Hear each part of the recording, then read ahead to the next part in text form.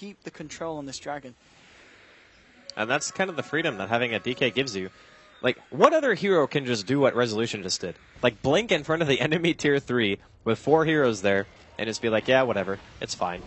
Even if you go on me, I can just BKB and flap my wings and walk it off. Okay. Nice. Very nicely done there by the side of Hot6. Lining that one up. And Yoku will find the call. Has got this gem, of course. And he'll be able to chase down this spider.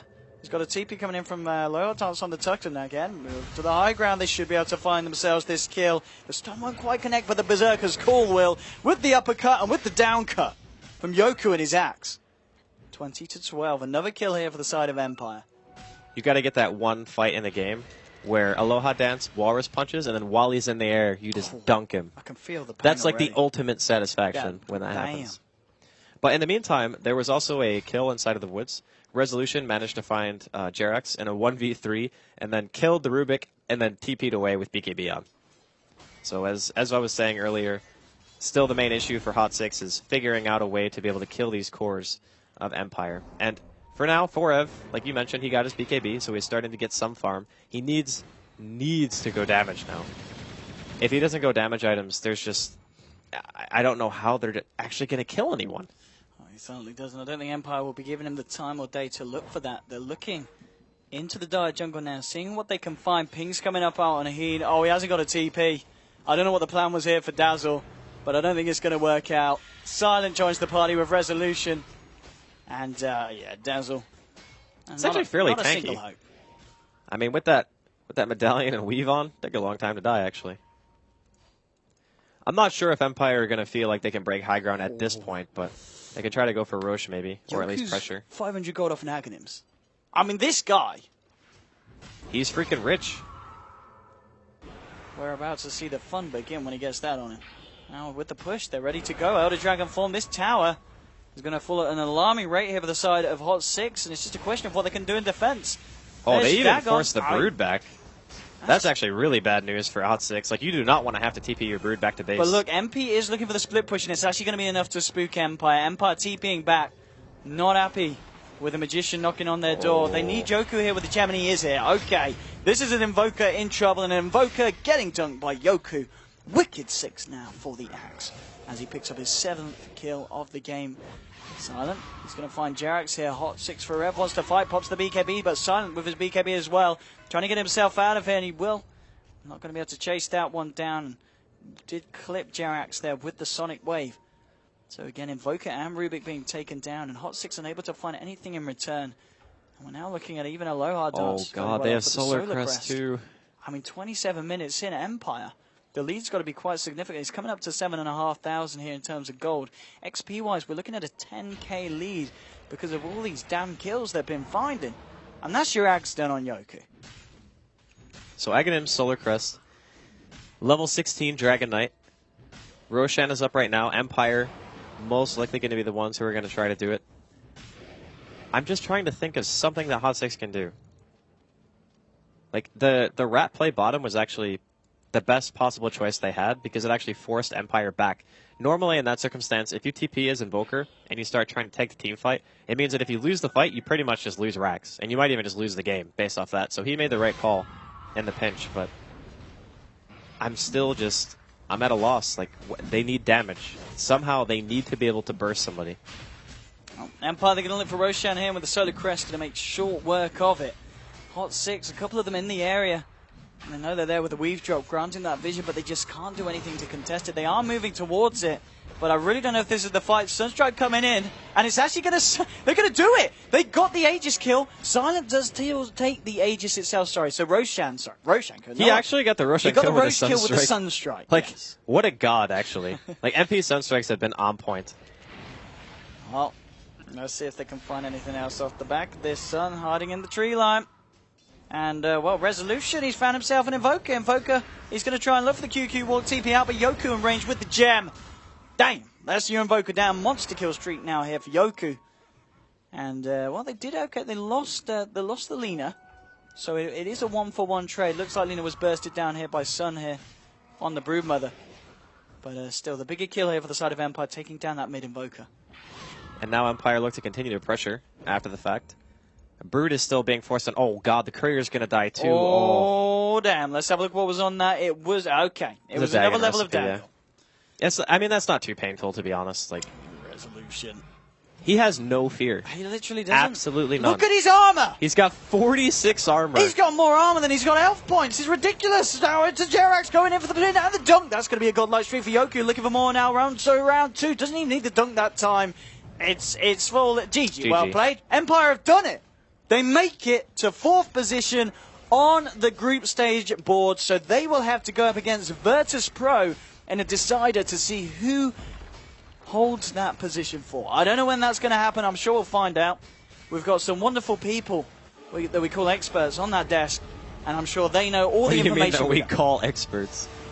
Oh, I call them experts. What do you call them, Andy? I mean, it's just the way that you phrased it. It made it seem like, are you taking shots at Cinder? Me taking shots? No, I would never do that. Okay. He's too vulnerable. I'm just clarifying. But for this game, I really feel like MVP's draft, it was all right, but I think the tri-lane and the fact that the Axe never really had to go anywhere and was just able to sit bottom and kind of dominate the Brood the entire time, like, he just really couldn't have an impact in the game. Mid, you had the Invoker versus the DK, but resolutions, rotations, and the fact that he was able to contribute to the top lane to even, like, wherever he wanted to, basically, and just pop that Elder Dragon form and get free towers.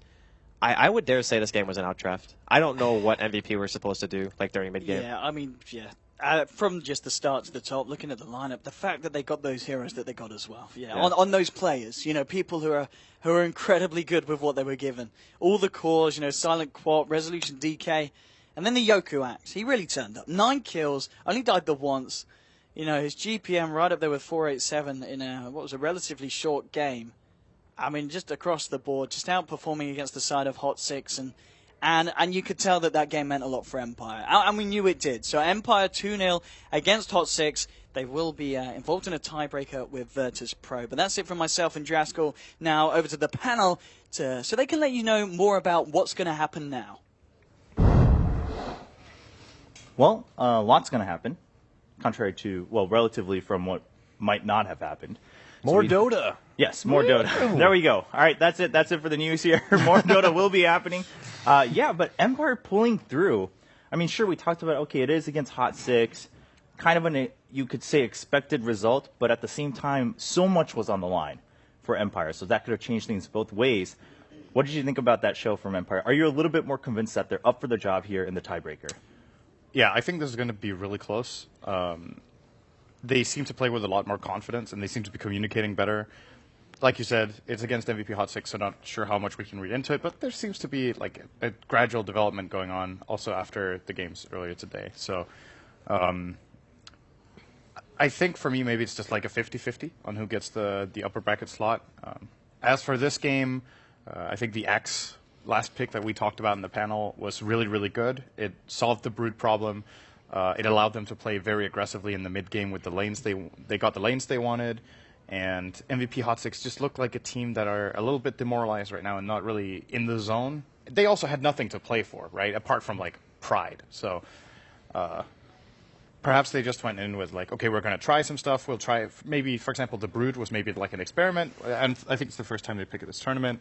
Give it a shot, see how it works. Maybe we can use it for our best of one later. That they will, unfortunately for them, be playing at the main event. They will be playing an elimination match to start. Yeah, a best-of-one elimination match. A rough start, of course, at the main event. But yeah, we were talking about just how they looked after that match. And Winter, it's not looking too good for Hot 6. Yeah, when I saw Jerax in Malaysia, he came to Malaysia for MPGR. They won the event, but he definitely didn't look like this. So there was a big contrast in his facial expression in general. He looked like he's had enough and just get me out of here. That's what I got from his facial expression. Yeah, and of course, I mean, probably something that a lot of the players from Hot 6 are feeling, not just the results, right? I mean, it's got to hit you hard, pretty hard, even if you know that, all right, well, we still have a chance at the main event. Going out like this in the group stages with not many points at all is going to be a little bit demoralizing, maybe even more so because their sister team actually did surprisingly well, and they were hoping to do just as well, if not better, but not pulling out right now. But we will see them next week again, so they're not knocked out, just having a bit of a rough first week in the group stages. Now let's talk about Empire, right? You said, all right, Axe seemed like a really good pick.